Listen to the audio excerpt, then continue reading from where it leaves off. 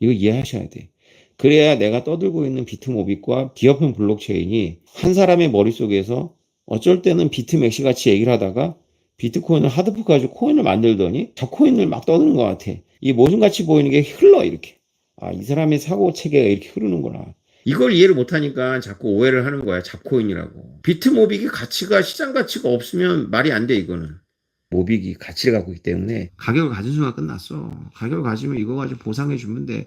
비트코인은 보상을 못 한다니까. 비트코인으로 보상해 줄 주체가 없어. 근데 모빅은 한다잉. 이제 비트코인 레이어 2가 만기하고 있어요. 이 비트모빅이 비트코인이거든. 근데 비트코인은 지금 이 비트모빅과 우리가 할 수 있는 걸 다 할 수가 있어요. 게다가 우리는 모빅이 가치를 갖고 있기 때문에 여기다가 이거를 하면 우리가 모빅으로 보상을 줄 수 있어.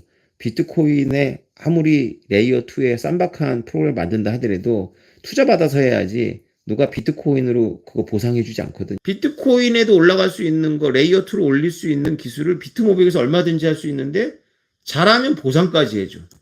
공공재를 확보한 게 얼마나 어마무시한 건지 아시겠죠? 그래서 우리는 비트코인을 레이어 1으로 하고 레이어 2로다가 하는 여러 가지 시도들에 대해서 이제 우리는 본격적으로 주의를 기울여야 됩니다. 비트VM 논문도 읽고 설명도 읽고 해서 감을 잡았는데 비트VM 코인 메인넷 위에서 어떤 계산도 할 수 있는 튜링 완전성. 근데 튜링 완전성이라는 말 어려운 말이지만 무엇이든지 계산할 수 있다는 거지. 그래서 비트코인 위에서 무엇이든지 계산할 수 있다는 것이에요.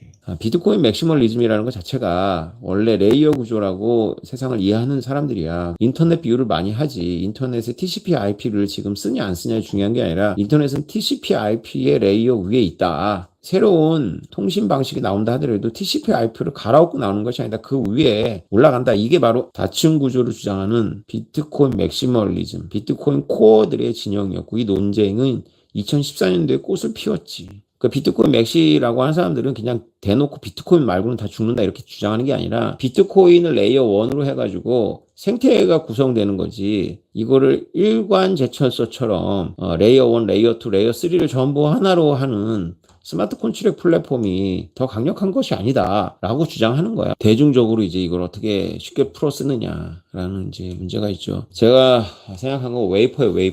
웨이퍼다. 우리가 반도체에서 웨이퍼를 생산하잖아요. 웨이퍼를 생산하면 비트코인 이제 그 웨이퍼인 거죠. 그럼 거기다가 이제 식각이라는 과정을 통하잖아요. 그래가지고 논리 회로를 넣습니다. 논리 회로는 많지 않아요. 엔드가 있고 오아가 있고 낫이 있고 뭐 이래요. 그거를 섞어갖고 만드는 게 바로 회로고 그걸 섞거나 그걸 뭐 여러 가지 병렬이나 직렬해갖고 그걸 식각을 합니다. 그래가지고 어떤 약품에 넣어갖고 그 회선만 남기고 이렇게 베꿔내는 거죠. 그거를 압축하고 졸여가지고 이제 거기다 새기는 거죠. 머리카락보다 더 얇은 방식으로 식각을 하는 겁니다. 이제 비트코인을 거칠지만 바로 이 웨이퍼라고 생각하시면 돼요. 그리고 이 비트코인 위에 여러 용도를 식각할 수가 있겠죠. 여태까지 웨이퍼를 만들어 왔던 거예요. 비트코인은 딴 걸 안 하고. 그러니까 비트코인이 딴 거에 집중하지 않고 이 강력한 웨이퍼를 만들고 있으니까 택지를 엄청 조성을 해놓은 거지. 튼튼한 택지를.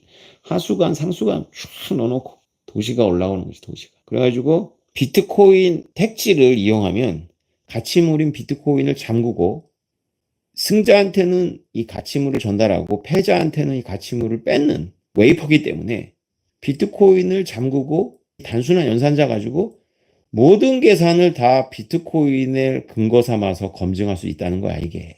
그럼 이 단순한 논리회로 가지고 천재들이 머리를 쓰면 if then else를 만들 수가 있다는 거지. 그게 스마트 콘트랙이잖아.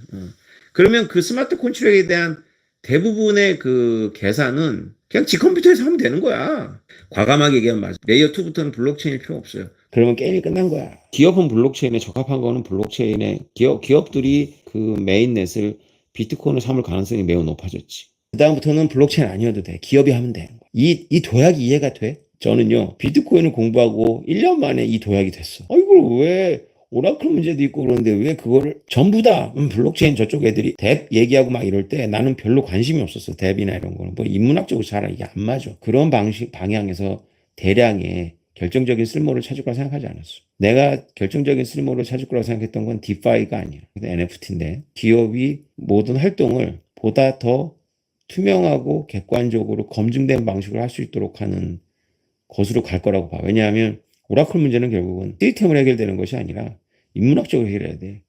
그 인문학적인 게임 이론을 가지고 해결해야 되겠죠. 기업은 잃을 게 많기 때문에 오라클 문제가 일단 기업에게는 브레이크가 되지. 기업이 언제나 정직한 건 아니지. 근데 기업의 전반적인 직관적으로도 알 수 있는 시총이라는 가치가 있는데, 근데 그 시총에 비해서 너무나 작은 거래에 대해서는 기업이 오라클이야. 그것까지도 시스템적으로 해결하려고 하니까 별로 실효성도 없고 아직까지 가치나 쓸모를 만들지 못하고 있는 거지. 그게 기업형 블록체인을 주장하는 이유예요. 제가.